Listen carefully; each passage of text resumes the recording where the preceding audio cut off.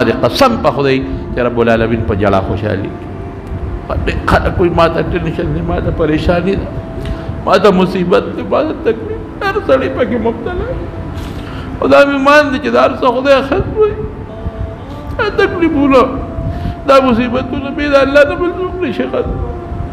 دا قیمتي شپې دي نو الله ته به جاړو زاري به کوو د خدای پاک امت مسلمه معاف کړي لاول خدا وسات زموږ حرمین بند شوي دي، مکه مکرمه بند ده، طوافونه بند دي، مدینه منورې ته د رسول الله مبارک سلام بند دی. مبارک پیغمبر به په خپل قبر کې څونه خپه هغه ته خو درود شریف رسي، هغه ته خو فرشتې مقرر دي درود شریف سلام ورته رسوي. مخامخ ودرېدل جدی او لرې ځای نه جدی قائد و جهان مخ ته چې به کوم رش و کوم خلکو به وي الصلاة والسلام علیک یا رسول الله بند شوي دي.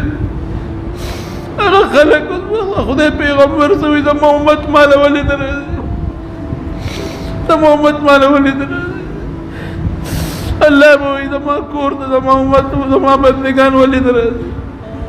طوافونه بند دي، مخصوص کسان دي. زما نور دا زموږ د اعمالو وجه ده. زموږ جوماتونو کې عبادت هغسې نشته، رمضان ته ګورو زموږ عبادت ته ګورو، یو کس هلته ولاړ دی بل دلته ولاړ دی بل دلته ولاړ دی. کورونو کې خلکو تراویح شروع کړي، په خپلو کورونو کې کوي، ختمونه بند شو. زموږ د اعمالو وجه ده. زموږ رب زموږ نه خفه دی، اسم نشته.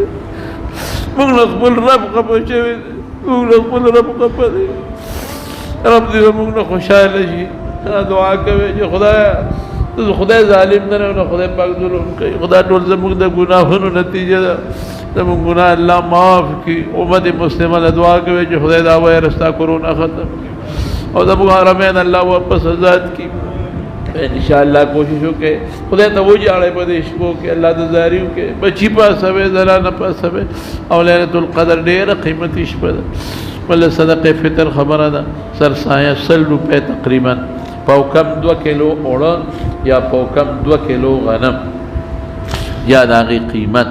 دا صدقه فطر دا بهتر ټیم یې خو هغه دی چې سړی د اختر منزله ځي ورکړي، خو مخکې په څوک ورکوي ورکولی شي.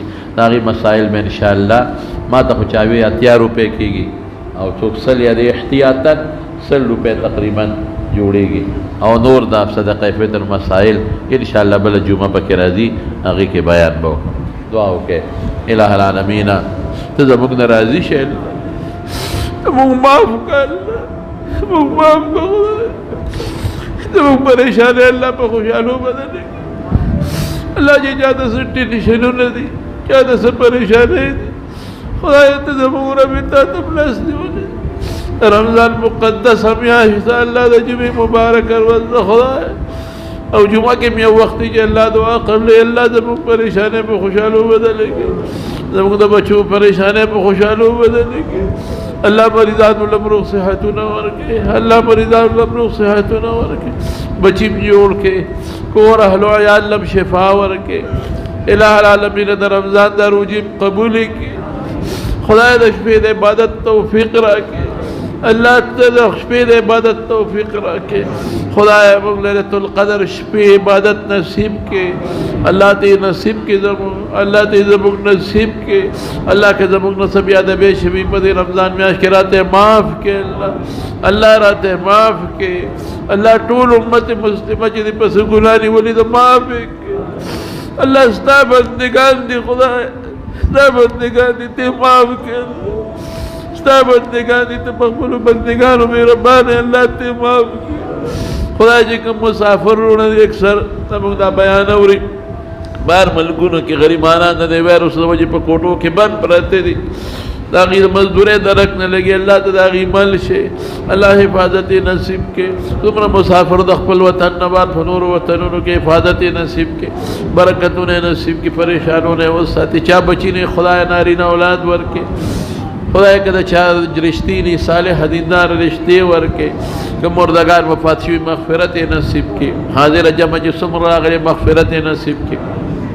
ډېرو دوستانو موږ ته دعاګانې ویلي دي چا په ټیلیفون کې داسې الله چې چا څه دعا غوښتې ده تا ته معلومه ده او تا ته خلک معلوم دي دعاګانې قبولې کړي کم مسافر چې د لرې ځای نه زموږ د جومات لمانځل راځي په یو قدم اجر ورکړي برکتونه ورکړي خوشحالۍ والا ورکړي زموږ د محلې او د دې کلي خلک چې د مېلمنو کې خدمت کړي د هغې هم د هغې اجر او برکتونه ورکړي خدای چې چا په زړه کې څه حاجات یې خدای پوره کړي خدای حاجات یې پوره کړي خدای مشکلات په خوشحالو بدل کړي د رمضان د رجوع توفیق نصیب کې او چې کوم مونږ ولې قبولې کې چې کوم بکی بیماران دی روجي نشي نیولې او فدیه ورکړي خدای ته د عظیم اجر او ثواب او برکات نصیب کې ربنا ظلمنا انفسنا وان لم تغفر لنا وترحمنا